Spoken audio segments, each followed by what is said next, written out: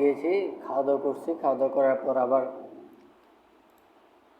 চলে আসছি অফিসে।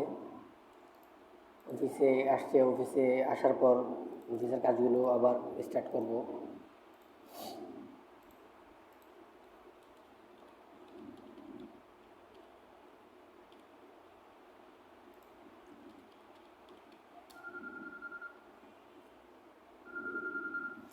হ্যালো। হ্যাঁ,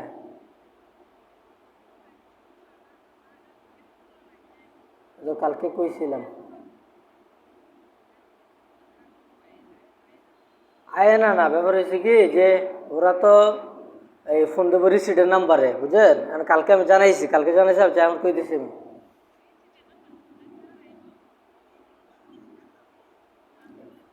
এর লাগি তো ঘুরবো।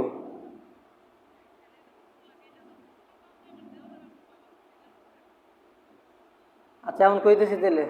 আচ্ছা,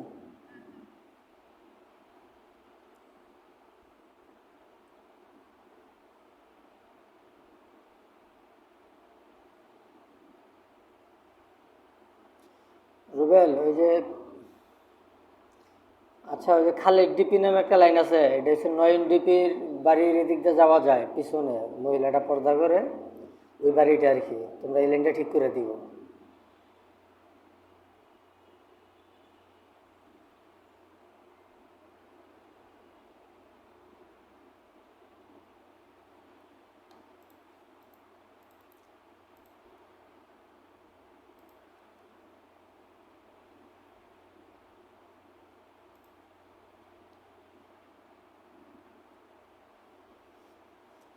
রুবেল, ওই যে খালেদ ডিপি লাইনটা ঠিক করতে হবে। তুমি একটু মামুন রে একটু বুঝে কয়ে দাও যে লোকেশনটা কেমনে কেমনে যাইবো। হ্যাঁ, কি সমস্যা? ও আচ্ছা আচ্ছা, এমসি নষ্ট। হ্যাঁ হ্যাঁ হ্যাঁ, এটাও ঠিক।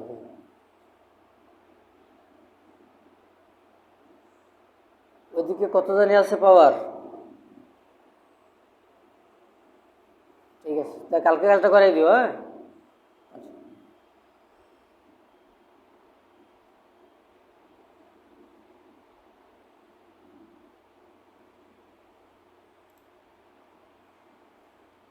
হ্যালো।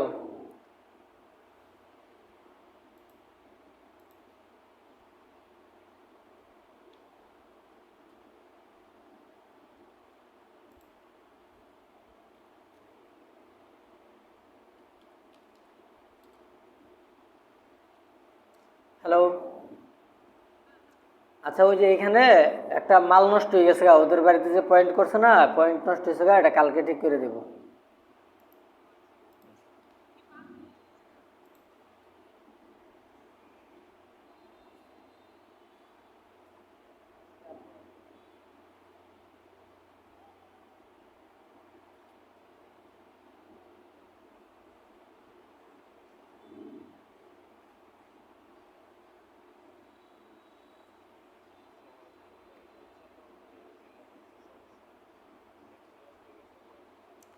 আচ্ছা ঠিক আছে, তাহলে খালিদ ডিপি যেটা আছে এটা তোমরা আগামীকাল ওই পাওয়ার মাইফো যে এদিকে থেকে দেওয়ার ব্যবস্থা আছে কিনা, যেমন ওই যে আমার আপার বাড়ির এদিকে যে পাওয়ার আছে এদিকে মাইপটা দেখো যে অন্য করা যায় কিনা, ঠিক আছে?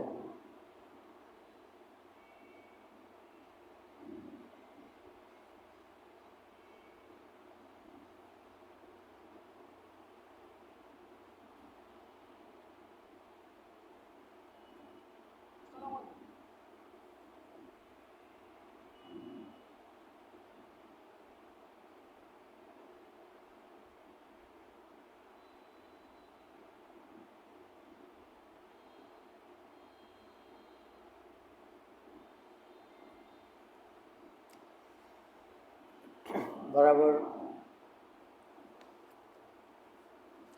বরাবরের মতো কাজ করতেছি। কাজ করতে গিয়ে অনেক ফোন আসে, এই ফোনগুলো আমার কাজের ফোন।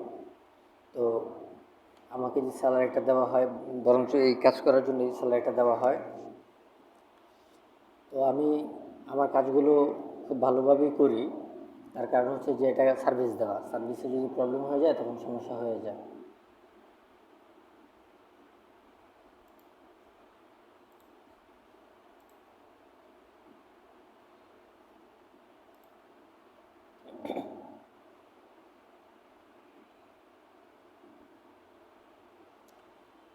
আমাদের গল্পের নায়ক ডাক্তার আবির সেন। নাম শুনে বুঝতে পারছেন উনি পেশায় ডক্টর। কলকাতার সেরা বেসরকারি হসপিটালগুলির মধ্যে অন্যতম লাইফ কেয়ার সুপার স্পেশালিস্ট হাসপাতালের মালিক। ডাক্তার আবির নিজেও খুব বড় চিকিৎসক, খুব কম বয়সে সাফল্য চরম শিখরে পৌঁছে গেছেন। নয় তারা বাইরেও ডক্টর আবির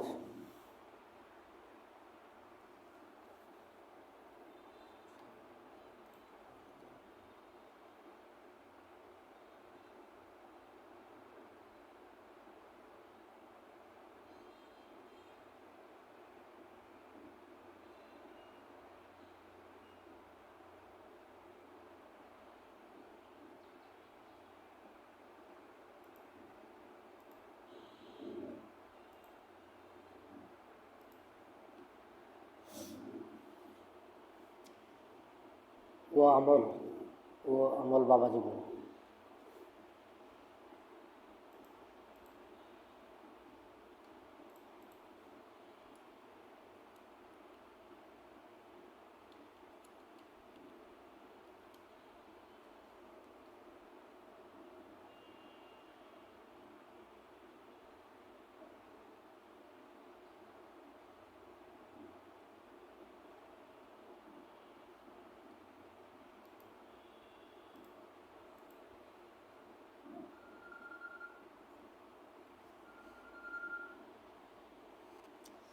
হ্যালো,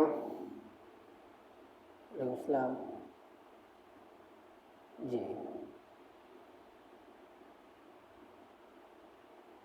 ও আচ্ছা আচ্ছা, লিথুনিয়ার ব্যাপারে। আচ্ছা, ওই যে আমি হচ্ছে ওই এটা বাসায় যাওয়ার পর আমি হচ্ছে আমার ওয়াইফকে জিজ্ঞেস করে তারপর আমি জানাতে পারবো যে এখন ও কি লিথুনিয়া নিয়ে ভাবতেছে না অন্য কোনো কান্ট্রি নিয়ে ভাবতেছে আর কি। জি, স্পাউস এবং হচ্ছে আমাদের দুইটা বেবি আছে আর কি, আমরা একসাথে ফ্লাই করতে চাচ্ছিলাম।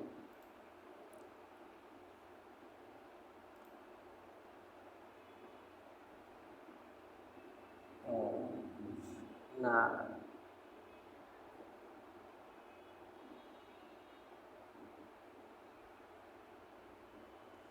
না, ইউএসএতে যাব না এই কারণে, কারণ ইউএসএতে যে স্পাউস ওনার কাজের কোনো পারমিট নাই, এই কারণে আর কি।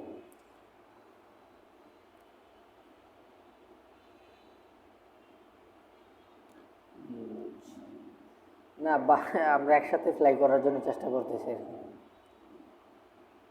জি, ওকে।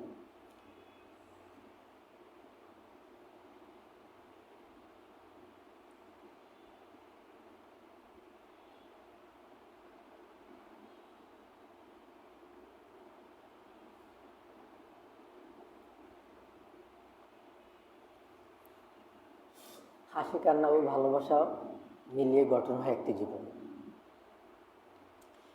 পায়ে পায়ে চলতে চলতে আস্তে আস্তে প্রাথমিক ও মাধ্যমিক পড়াশোনা শেষ করে খ্রিস্টান মিশনারি কলেজ, আজ টিএনটার প্রথম দিন।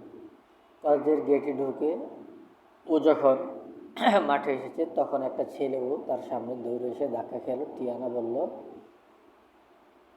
ছেলে দেখে চলতে পারে না, সুন্দর বড়লোক ছেলে দেখলে শুধু ধাক্কা ধাক্কা দেন। টিয়ানা, এক্সকিউজ মি, ধাক্কাকে আমি দিয়েছি না আপনি দিয়েছেন? ছেলেটা, আপনি তো দিলেন। টিয়ানা, বেহায়া, লজ্জা হয় না একটা মেয়ের ব্যাপারে মিথ্যা বলতে? আপনার কি বোন নেই? ছেলেটা চুপ করে থেকে সরি বলে চলে গেল। তারপর সবাই হা হা তাকিয়ে রইল।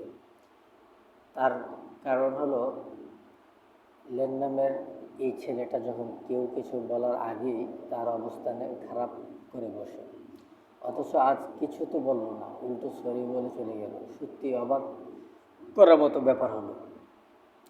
এরা অবাক হতে থাকুক।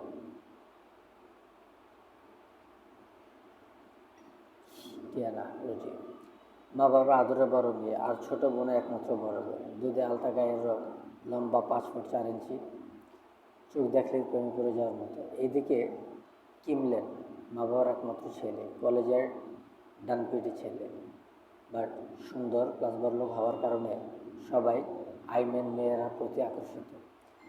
ছেলেরা তাকে দেখতে পারে না, ওরা ওর একটাই বন্ধু, বন্ধু না বলে চামচা বলাই ভালো।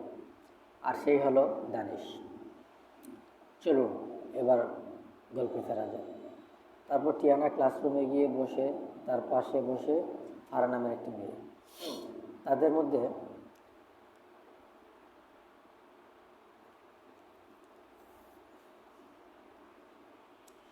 অনেকক্ষণ কথাবার্তা হয়। তারপর ক্লাসে একজন একজন করে টিচার আসে আর লেকচার দিয়ে চলে যায়। আর এইভাবেই সেদিন ক্লাস শেষ হয়ে যায়।